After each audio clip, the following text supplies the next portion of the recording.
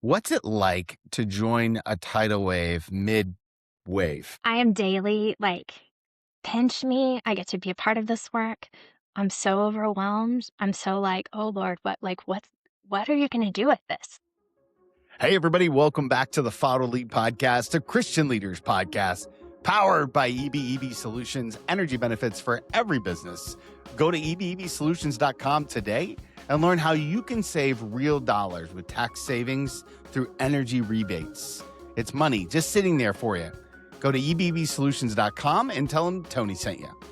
Friends, today on the podcast, I'm so excited to introduce you to Stacey Baxter.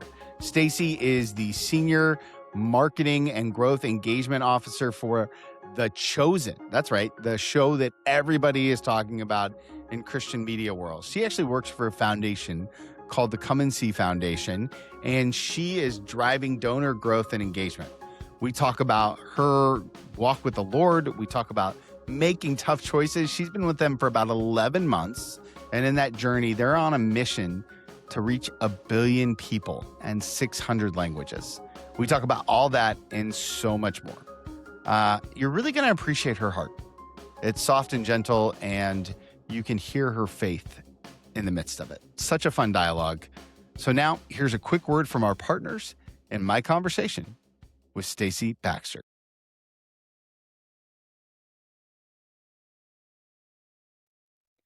Hey, everybody. Welcome back to the podcast. I'm so excited to have my new friend, Stacey Baxter. Stacey, thank you so much for agreeing to be on the podcast today. Yeah, thanks for having me. I'm excited to be here.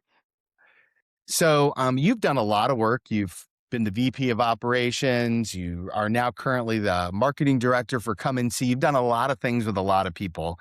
And as I mentioned to you before we hit record, this month we're wrestling with the 12 most Googled leadership questions and how they apply to life. And this month is all about conflict.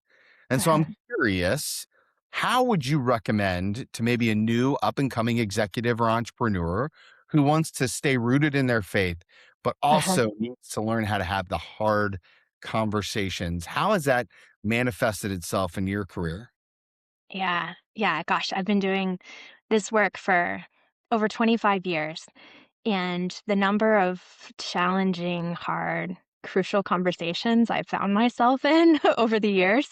And I think the first thing that comes to mind is it's always easy to pray and prepare for the ones that you initiate, right? Like if you know you're going into a meeting and you're like, okay, this is going to be a hard conversation. Like I've prayed up, I've prepared, like this is my approach.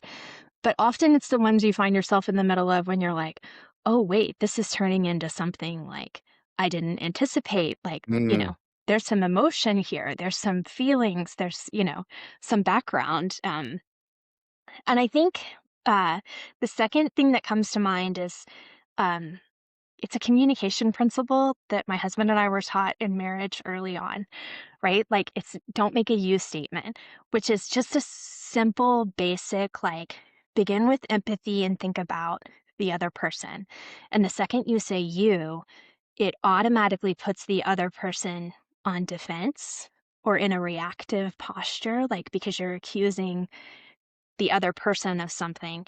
And if you simply just start with, wow, in that meeting, I felt like the conversation went a different direction than I was expecting. And I was thinking that we were making this decision, and then a different decision was made. And then it doesn't feel like you're saying, you made this decision that I didn't think we were in alignment or agreement for. And yeah, I always come back to that you statement, because I think part of leadership is empathy in those moments to know where's the other person, what was going on when they made that decision, or what might have been their situation and their decision process. And most of the time, when you assume good intent, there's always a reason, um but yeah, I think not making a you statement, beginning with I felt this way, or I responded in this way, or I expected something different, is just good communication. I heard somebody say once that if you use an I feel statement, you can never be wrong. And Right. I love Right. that, It's right? hard 'Cause I to hate it's hard to no, argue with how someone feels, right? Yeah. When you're in one of those moments where you're getting surprised by the conversation, you're like, "Oh, I didn't realize we were going here right now in this moment." What are some of the practices that you do to keep yourself calm and cool and collected? And I don't know about you, but I'm a very facially expressive human. And so Yeah. like I'm always like, guard your face, guard your face. What are got any tips for us there? Any good practices we can steal? Yeah, yeah. Sometimes, I'm sort of old school. Like I keep a digital notebook, but I also like still have a pen and pad or whatever's like in front of me. Sometimes it's writing like, a simple note to myself, like be present but be calm, or you know be empathetic, listen, or it can be like a code. Like I know of someone who used to put NAP, be a non-anxious presence, and that Mm, was like their cue or their code. Some people use a verse, but I think the physical act of taking a deep breath and grounding yourself in something beyond the moment that you might be responding to. um, it's a great just grounding exercise to sort of be like, remind yourself, right, that yeah, you're probably going to be in a working relationship with this person well beyond whatever meeting and challenge that you're having at the moment. And a reminder that like you play the long game for like, relationships are leadership is relationships, and you have to really know how to steward them well to do well in your job. I love that approach. I think it's also true in the nature of the work that you do. You've been in marketing for a long Hmm. time. One of the Hmm. questions when I looked at your resume as over the years, marketing has shifted so much. I feel like what was Hmm. marketing when you started is not marketing Yeah. now. And I'm Right. wondering if you could kind of just paint that picture of the overview of like, man, when I think you started maybe at Asbury, if I think I have that I right. did. Yeah. You went all kind of which, I have a lot of friends who are at Asbury, Seminary. The Hmm. new president there is a dear friend of mine, Dr. Watson, and, Okay. so then, like and now you're doing this at such a big level in mass media at the Come and See Hmm. Foundation, which we'll get to in just a second. How would you Hmm. describe that transformation in your field? Hmm. Oh, that's such a good question. I feel like I want a minute to like think about it. Take all the The time you need. biggest I was sort of I I when I entered the field, it was heavily like direct response focus, right? Mm, Like there was the clarity of the ask and the call to action. And so when I think about some of the early principles I learned, so much of it was built around that like moment when you made the ask to give, or the ask to attend seminary, or the ask, of an alumni to like share their story to encourage a student. It was like the ask was the peak moment. And I feel like we moved through like content as king to almost the experience as the moment mm. right now. And how do you create a memorable experience that then the ask follows like almost naturally, instead of building up to the ask. I don't know if that like makes sense exactly, but I've seen even from like a digital first marketing shift from simply being amazing content, especially with the introduction of AI and like all of the like, just the ability. I get duped. I often get duped. My daughter laughs at me because I fell for one this past summer, where she just sort of looked at me, and she's 18 years old, and she was like, "How did you not recognize that content was AI?" And I was like, "I just didn't," like I really thought it was real. But I think that content has really shifted to like, what is the emotion and the experience that marketers are creating that invites you into that story. You mentioned duped, and I think a lot of people. I'm 45, so I'm Mhm. probably older than you are. And I struggle with what to trust. Yeah. And so in your world now, Hmm. um, you're constantly telling stories and you're constantly Hmm. telling us you can trust us, you can give. You're doing development at a very large Hmm. level. Right. through storytelling. How do we build, how do you build brands that are trustworthy and particularly through the lens of our faith? Because, Right. there's a lot of skeptics about faith anyway. And so Right. do you have any golden rules or like things that, are just good to keep in the back of our mind as we're telling our brands stories? hmm we that is really important to us at Come and See.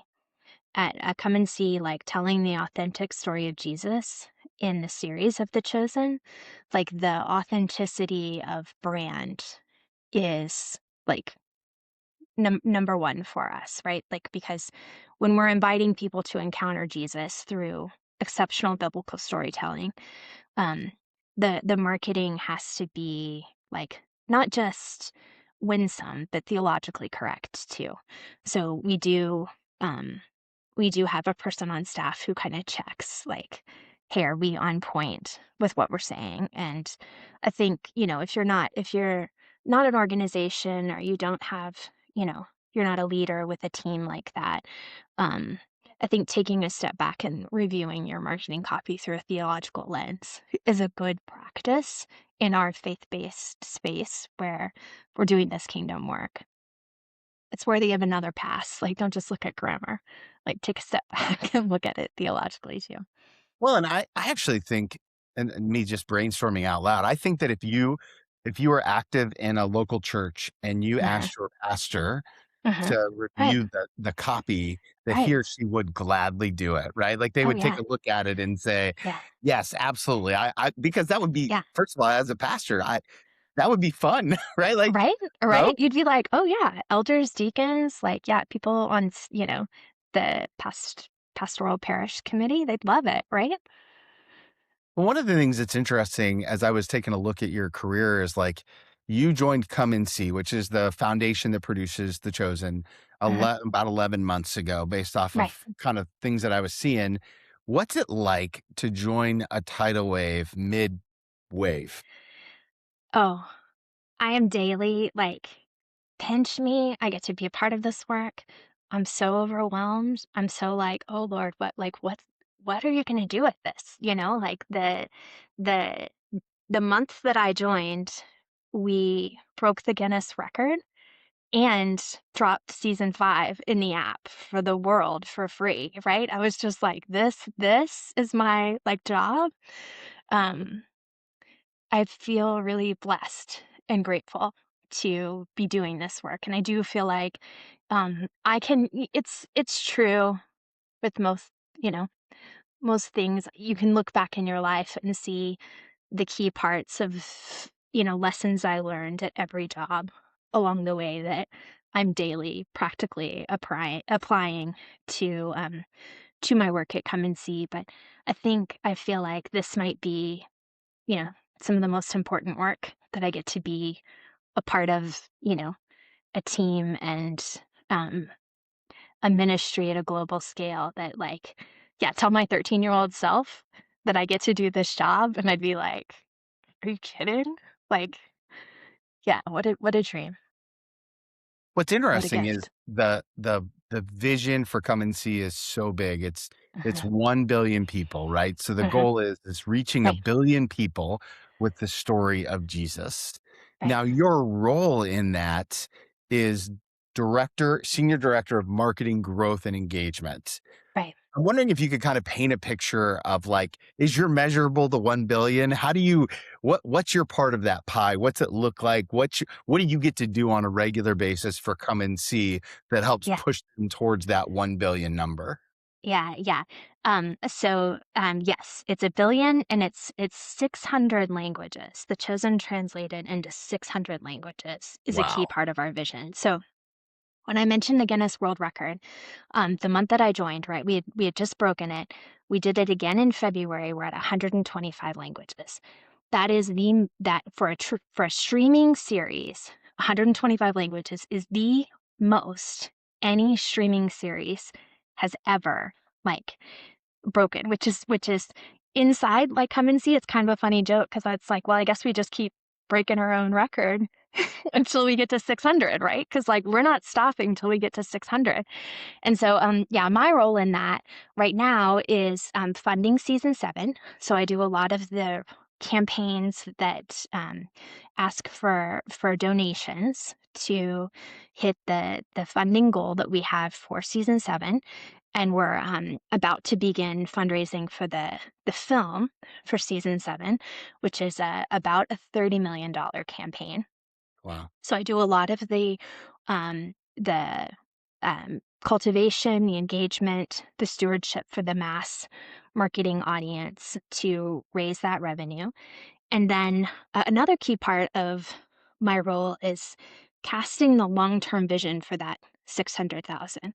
So Come and See has an amazing leader leading the localization of The Chosen. We have over 200 linguists working on, you know, many that are in process now and yet to be started to hit that goal. We do, not only the theological review of the script before the filming starts.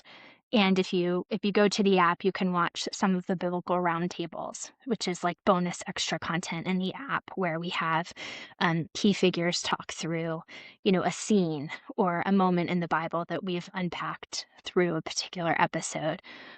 We have the theological review, we have the Bible roundtables, but our linguists also do a theological review because it's not for Come and See.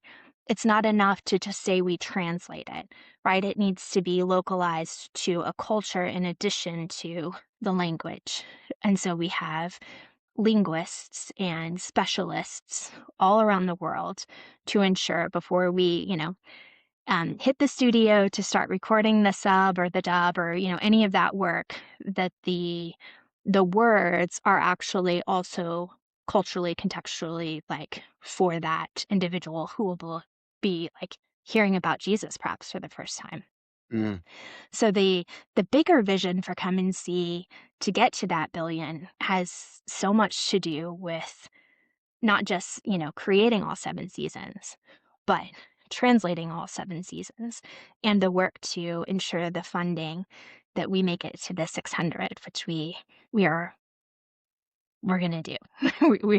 We're gonna make it. We have such a great team uh, included in the work. In addition to like once it's translated, then all of the partnerships around the world through churches and parachurch organizations that are helping us ensure that the show is seen. I love your heart. I love your determination. One of the things that I think is interesting when I work with a lot of executives and entrepreneurs in my coaching business, and it's interesting, generosity is not something that's brought up very well Right, at a corporate level. So, like a right, lot of companies, I work with multiple people in the C-suite and we're talking about things, but there aren't companies who are very often talking about yeah, what's their generosity plan? So let's say that you were sitting in a room full yeah, of 1,000 executives, yeah, and they're like, "Stacey, we want you to teach us about what it means to be generous." yeah, What's the kind of the primary message or messages you're going to give them about yeah, what generosity looks like in the workplace? yeah. It is not only money. That would be my first, like, drop the mic. Like, please, if you take nothing else from this conversation, generosity is not only money, right? Like, Jesus is such a great example of this. He was generous Mm. with his time. There wasn't anyone that he didn't like stop and, really like have a conversation with, heal, have a teaching moment. Like, generosity is, um, it's time, it is money, but especially in this kingdom work, it's also prayers. Like we have a very strong prayer crew for Come and See, over 150,000 people who pray Wow. for this work. For many, you know, the gift of prayer is used as a form of generosity towards Come and See. And we couldn't do this work without their prayers. So you don't have to give to pray to support the work of Come and See. And we look at that prayer crew as, faithful supporters of Come and See. So generosity can look like prayer. We've recently started a new group called The Thread. several thousand members who want to spread the mission of Come and See, and have found so many unique ways to make their own ministry out of the chosen. Hmm. So a couple, wrapped their RV with the chosen like images, and their particular work is on the road. So they're constantly in their RV on the road, traveling all over the states. When they land in a campground that night, they pop up a screen and share the chosen. And their generosity is like, who's ever in the campgrounds that night is welcome to join. And sometimes they have, two people, and sometimes they have a little community of people who they just watch The Chosen together. And that is generosity, because that's their time. That's a gift of service. So I think, like, back to what I said, I would start with, like, expand your definition of generosity as donation only, because there really are multiple forms of people giving their time, their prayers, their advocacy, their influence, um, their ability to spread your message. All of those are true supporters of the organization. I know one of the things that a lot of my clients and executives wrestle with is about faith in the workplace. Mhm, And now you've worked in mostly mhm, faith-driven areas for a mhm. while. I'm wondering if you have any wisdom that you can share with us about how to thread the needle. No pun intended. Maybe I did. I see what you did there. But on how to bring faith into the workplace in a way that isn't off-putting and still works with you know the Yeah, corporation and the culture and isn't over the top. yeah. Um, when I was in high school, I heard the quote, "Preach Christ constantly, use words only when necessary." Mm, And it's such a great quote, whether you're in a corporate environment or you're in a faith-based environment, right? Because even in a faith-based environment, even in a faith-based environment, you're still an expression of Christ in how you interact with other people. And I know I love. Do you know the prayer book Every Moment Holy? I don't think so. Uh, I've got it on my Sorry. Every Moment Holy. It has Okay. got, a great Who set of wrote it? prayers. Uh, McClevey? Okay, Sorry, that's not great. really in focus. Um, yeah, if we wanna not, like, make a plug for it. I have a prayer No, book. I'm happy.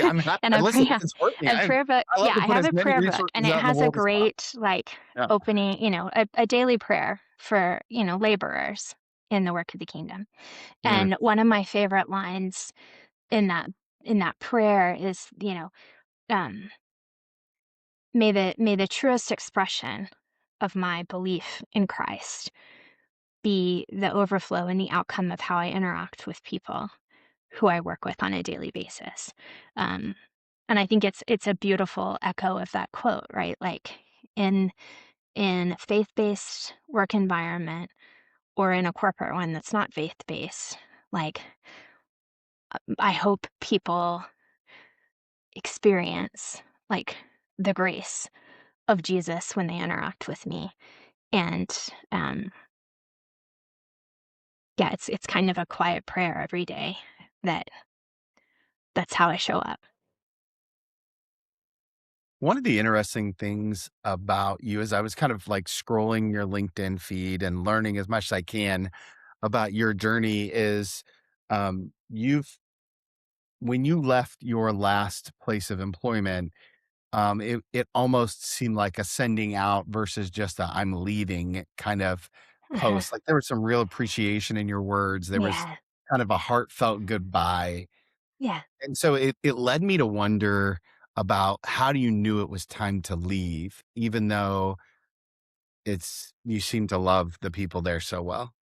yeah, yeah. Sometimes leaving, like, yeah, sometimes leaving colleagues is the hardest part of following your calling, right? Like, when um, a next chapter is opening. Um, Gosh, I'm thinking about different times. in my careers where I felt it was time to, it felt like it was time for something new. And I kind of prayed into like what might be next. And other times where I was surprised by a turn of events where I was like, "Oh, I didn't see that one coming." Like, and here's another chapter. And I think um, it's part of this great big adventure of faith that we get to participate in with the Lord, right? Mm. Sometimes we initiate the change, and sometimes it happens to us. And knowing, that you can trust the Lord, that like, if I make this leap and I get it right, what a gift. If I make this leap and I fumble and I I fall, like there's grace, and it won't be like the defining end of a career if I make a mistake. Like there's always a path back, you know, onto my calling or my career. If you hold it a little loosely and it's not defined by a title or defined by a rank, it's really about the work that you get to do. So take us in the process of spiritual discernment on this particular move, right? So like Yeah. somehow or another, this job comes across your desk or, maybe you're Yeah. recruited in or something like that. And you're like, oh my gosh, this is an opportunity to go work with Come and See and The Chosen. And you certainly have the chops, but like how do you discern through that process? Because I imagine there's someone listening right now who's thinking about their calling and where they want to be and being uncomfortable and being scared and all of those things. Yeah. And they could probably learn from your Yeah. what undoubtedly was a little bit, at least a little bit scary, maybe a little agonizing Yeah. process of discerning through that. Yeah. The first thing I think of is, oh man, if you're scared, like pay attention to that, right? Sure. Yeah. Because there's like, it's, is it because, um,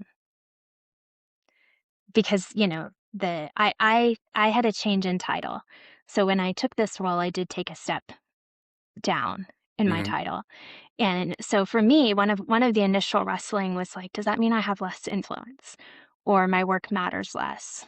Or will I, you know, will I never get back to like a VP or, some other like status that I might want in the future? And I think as I prayed and discerned through like the the job and the opportunity before me, um, the more I prayed, the less the title mattered. And I Mm. kind of came around to like, you know, I've had many titles. Um, I'm having a milestone birthday this year, so you're not you're not older than me.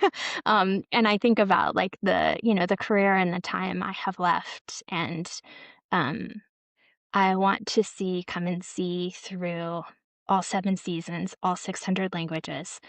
What happens then after that? Like I think the more I get to do this kind of kingdom work, the more a servant heart develops muscle memory in that like title matters less. And so like if you're at a point right now where you're thinking about a move and a step back in title is tripping you up, I would say release that to the Lord and know that like you could enter into more meaningful work with a different title, a lower pay cut, a smaller organization, as something very different than what you imagined. Not all ladders are straight up, and like you know, your path might look different. Um, and uh,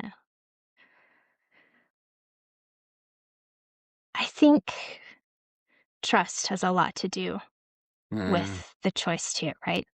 Like really just trusting the Lord opened a door or closed a door, even if it wasn't one that you wanted closed, or like, you know, um, picked your head up to point you to a direction. Like, I think trusting that his hand is, active in your life, and in the decision with you, it gave me a lot of comfort.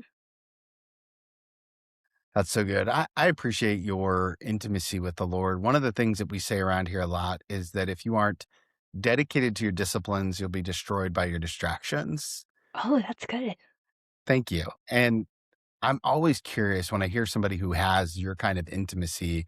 I know you mentioned the prayer book. What are some of the things that you do on a daily basis that keep you rooted in a place of trust, like you said? Mhm. Yeah. Yeah, it does come down to beginning my morning with the Lord, um, scripture, prayer, uh, listening. I'm not How very long do good you at listen listening. I for a wish I day, were right? better. I was like, I wish I were better Like, at I'm so listening. bad at it. Just, yeah, talk about getting distracted. I'm just, yeah.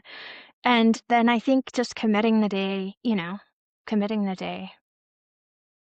I love Psalm 90:12, right? Mm, Teach me to number my days so that I can gain a heart of wisdom. And I think um, as a person, I've lost enough dear loved ones like close to me to know like our days are numbered, yeah. right? And and I think growing and gaining a heart of wisdom to just trust, like, yeah, the day will unfold, and yeah, the Lord and I will walk through it, and knowing that even if I make mistakes, like, He knows my heart, and He knows that, like, I am trying my best, and I know that, like, I am a child of God and a person of worth and His beloved, and I can know that, like, there's grace for me.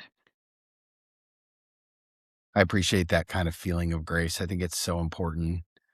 One of the other things that I'm always curious about, you mentioned before we hit record that you're currently an empty nester. So you're an empty Mhm. nester Yeah, working in a job that has a ginormous goal yeah, and is measured by how many people and how many languages and all these things. So in yeah. my head, that's like the recipe to work all the time. Right. It's just Yeah, right. That's the way that right. I'm wired. I suspect that's kind of Yeah, the way that you're wired too. Is like, oh, I might just pop in my home office here and do a little yeah. couple things, or I just need to check on this. Is this good? How are you doing? And what are, if any, tools, advice, wisdom do you have on how we can save ourselves from ourselves? Mhm. Yeah, because there's always work to be done, right? At the Especially end when of the it's day, Jesus work, there's right? Like always work. it's such good work. It's so important. Like everybody Yeah, knows how important it is. yeah, And yet, yeah.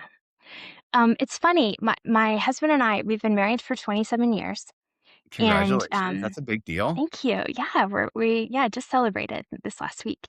And I think, to the point of like transitioning to an empty nester, um, I mean, there are so many books and probably podcasts and all the things about how your um, identity changes a little bit when you shift from having like responsibilities at home and, like the raising of the children versus like the releasing of a young adult into the world, and the daily gosh, just, especially before they start driving, like the carpool that you have to run in your head, to just get through, like, okay, who needs to be where at what time today, like, um I think uh having my daughter start college right as I began this job, uh I'm going to go back to that identity, right? Because, like, we all wear so many different hats.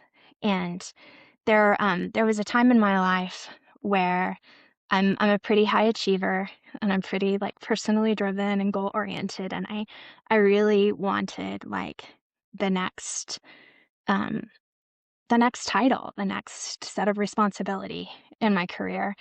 And our daughter was around 2 at the time, and I had this particular job where we lived on the West Coast, but I was supposed to work East Coast hours, right? Mm, Which would have been great if you think about having a toddler at home and, like, I'm on, on my computer at 6 a.m. Should have been signing off between, early afternoon hours. And because there was work to do, and um, most jobs will take as much as you are willing to give of your time and your effort, and especially in a workplace where that overwork or that achievement is celebrated, it's super hard not to get caught up in the culture of being the person who stays the latest or Mm, clocks the most hours.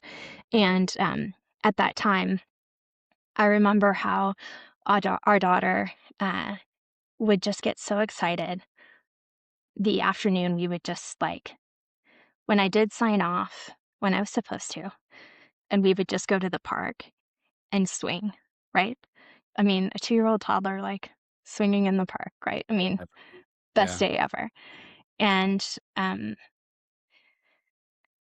those years passed quickly, and I did work more than I should have in those years. We should have gone to the park more afternoons than I, you know, stayed much later working than I should have.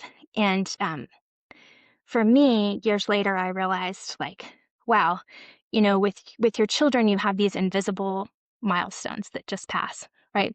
She doesn't want to go to the park and swing anymore. She doesn't say "lello" instead of "yellow," you know? She's finished her freshman year in college, like, those invisible deadlines pass right before your eyes, Yeah. and if you're way too caught up on your work deadlines, like, you miss the more important parenting, like, milestones of, like, you know, there's a sweet window of student driving where you're still stuck in the car with your student driver before they take the keys and take the wheel and you don't get car time anymore. Even that is like a precious, like Yep. invisible, like, I mean, I guess it's more visible in the sense that like, um, most kids get their license at 16. That's a more visible, milestone, I would say. But there are But the many in loss of the parenting, conversation is what's lots of invisible, conversation. right? Yeah. Like, and you don't go, "Man, I'm really gonna" like, I dropped my son off this morning at 5:15 AM for Whew. football lifting, and I was like but, we had a couple minutes in Yeah. the car together, and that was Right. beautiful and special, Yeah. and Yeah. 2 weeks from now, he'll get his license, and that'll be it. It'll be it, right? Yeah. There's so many invisible, like milestones that pass Yeah. as a parent that, you get nostalgic about later that you look back and so I think, entering empty nesting, like, I recognize that, like, maybe my life isn't driven by the parenting milestones, but, um, God has gifted me with friends, um, like, work that I do outside of, like, my job that's important to me, like, you know, a goal I have for this year, like, you know, being able to volunteer, um, all of that is still part of my core identity as, like, a child of God that, is just as important as, like, a title of a mom or a parent. Yeah. It's so good. Uh, I have one more question for you, but before I ask it, I know that the bold ones, which is my community here at Follow to Lead, they are going to want to learn all about you and come and see in the chosen. Where can they Yeah. stay connected to what God is doing, and where can they learn Yeah. about how they Yeah. can stay connected to the celebration of the billion and the Yeah. 600 and all You the can things? yeah. Yeah. You can find us at, comeandsee.net. And, you can join the prayer team there or the thread as well, as Give a Gift. Find us on all the socials, on YouTube. Uh, yeah, we'd love to have you follow us along and cheer us on as we do this great work of exceptional biblical storytelling. Okay, last question we're asking people this year is to introduce us to the best leader they've ever met in person. No Jesus answers, right? So it's got to be a human who wasn't perfect, Mhm. and tell us about that leader and what made them so special to you. The first person that comes to mind was my very first boss at Mm. Asbury. And she had come to Asbury as a student and done her MDiv and then taken on an administrative role in the registrar's office. And her ministry was, she had like she had a soft presence and a soul that was like so deep. Like even just in, casual conversations with her, you felt like the depth of her spirituality, almost like um monk or sister like. I mean, Mhm. very, very deep. Um, but her work was important to her, and even though the ministry looked perhaps different than what she thought it might be, attending, seminary, expecting to go out into all the world, um, she did it with just uh, like respect for the work, respect for the people around her, gentleness and grace. And I think my biggest lesson from her uh, was how much a leader looks like a servant. That's so good. So good. Stacey, thank you so much for taking the time to share your story, to share the story of the Kevin C. Foundation with us today, and for sharing your heart in such a relatable way. I know, you did a lot of good today. So thank you. Uh, Thank you. Thanks so much. And thanks for the work that you do. I told you guys, what a great conversation. I appreciated the way Stacey talked about her prayer rhythm, about sitting in silence. I appreciated the way she talked about following your calling is more important than following a title. I think there's some really good nuggets there, probably for all of us, so that we can kind of lean into and see what God has in store for us.